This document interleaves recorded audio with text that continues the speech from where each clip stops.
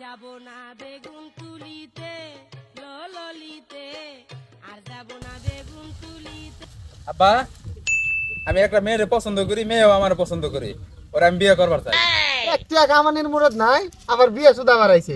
কোনোদিনই এই বিয়ে সম্ভব না, কোনোদিন তোর বিয়ে মানতাম না। আব্বা তুমি রাগ করতেছো কে? মেয়ে অনেক সুন্দর, অন্তত মেয়ের ফটোটা দেখো।